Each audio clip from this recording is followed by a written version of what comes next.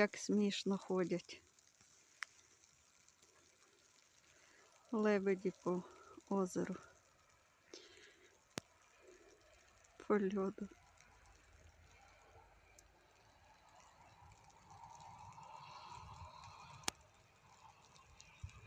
Шестеро.